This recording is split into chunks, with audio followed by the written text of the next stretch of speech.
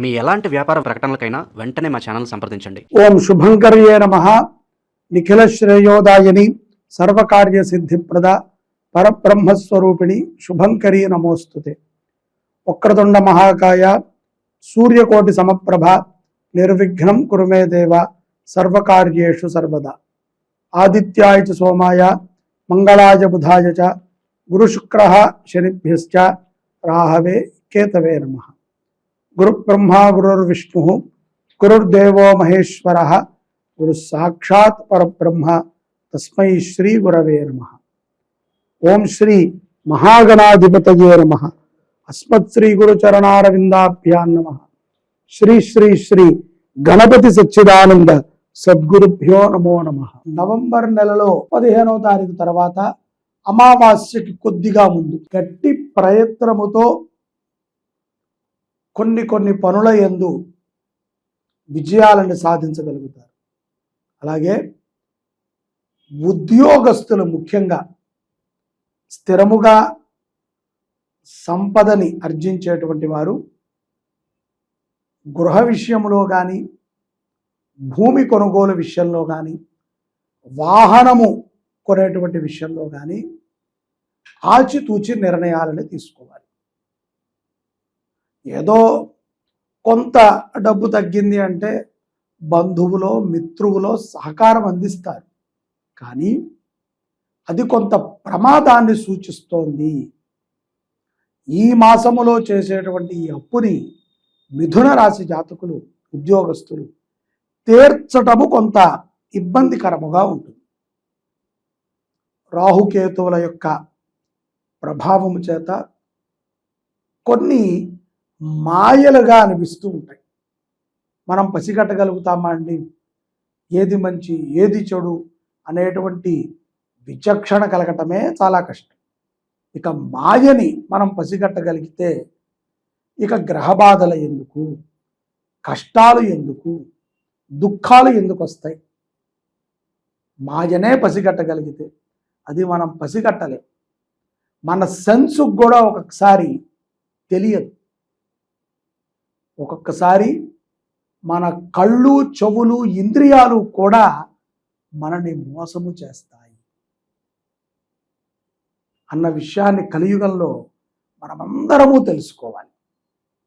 కాబట్టి ఈ మోసపూరితమైనటువంటి విషయాల యందు కొంత ఏదైనా ఒక ఖరీదైనటువంటి వస్తువుని కొనేటప్పుడు కానీ, వ్యవహారము చేసేటప్పుడు కానీ మీ యొక్క ఇష్టులతో చర్చించండి.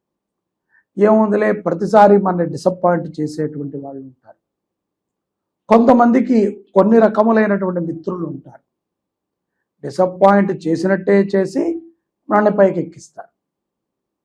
కొంతమంది మనతో పాటే మిత్రత్వాన్ని మెయింటైన్ చేస్తూ మనము ఎంత పైకెక్కినా సరే వాళ్ళకి ఏదో దూతల్లాగానే మాట్లాడతారు. ఇదంతా సమాజము యొక్క తీరు తప్ప వ్యక్తి యొక్క అభిప్రాయం కాదు. సమాజంలో వారికి కనిపించేటువంటి కొన్ని లక్షణముల చేత వారు అలా తయారవుతారు. తెలివైనటువంటి వారు చాలా జాగ్రత్తగా ఆచితూచి నిర్ణయాలను తీసుకుంటూ విజయాలను సాధిస్తారు. వ్యాపారస్తులు గృహోపకరణములు కొనటం పైన ఆసక్తిని చూపుతారు. అలాగే ఖర్చులు బాగా పెరుగుతాయి. మిథున రాశి జాతకులకి ఈ మాసములో ఖర్చులు బాగా అధికంగా ఉంటాయి. నేనేమీ ఖర్చు పెట్టలేరండి, నా దగ్గర చిల్లి గవ్వ కూడా లేదు అంటారు. చూసారా, చిల్లి గవ్వ కూడా విలువ ఉంటుంది. ప్రతిదానికి విలువ ఉంటుంది. కాబట్టి ఆ యొక్క ఖర్చు విషయంలో మిథున రాశి జాతకులు తప్పించుకోలేరు. సోదరి కోసం అంటే మిథున రాశి జాతకుల యొక్క చెల్లి కోసము కానీ, అక్క కోసము కానీ కొంత ధనాన్ని ఖర్చు పెట్టేటువంటి సందర్భం ఉంటుంది. వస్త్ర లాభములు ద్వితీయార్థములో బాగా ఉన్నాయి. కొంత విశేషమైనటువంటి వస్త్ర లాభములు నవంబర్ నెలలో మిథున రాశి జాతకులకి ద్వితీయార్థం అంటే 15వ తారీఖు తర్వాత అమావాస్యకి కొద్దిగా ముందు ఏకాదశి ద్వాదశి తిథుల నుంచి కొంత వస్త్రలాభములు పొందగలుగుతారు. ఇక్కడ ఆర్థికముగా కూడా కొంత పుంజుకుంటారు. కొన్ని విషయాలు అర్థమవుతాయి. అవును కదా, మనం జాగ్రత్త పడాలి. అలాగే ఈ యొక్క నవంబర్ మాసంలో బంధువుల సహకారము చేత మాసాంతమునందున సంతృప్తికరమైనటువంటి విషయాలను వింటారు. ఎప్పటికైనా బాగా గుర్తుపెట్టుకోండి. చాలామంది అనుకుంటున్నారు మనకి మిత్రుడు తప్ప బంధువులతో పెద్ద పని ఉండదండి. కానీ బంధుత్వమే లేకపోతే, బంధమే లేకపోతే మిత్రుడు ఎక్కడి నుంచి వచ్చాడు? ఈ మిత్రుడికి కూడా ఆ బంధమే కారణం. అందుకనే బంధుమిత్రులు అన్నారు. కాబట్టి మిత్రులు ఉండాలి, బంధువులు ఉండాలి. బంధువులతో చాలామంది వైరం పెట్టుకుంటూ ఉంటారు. ఎవరికి కలవదండి.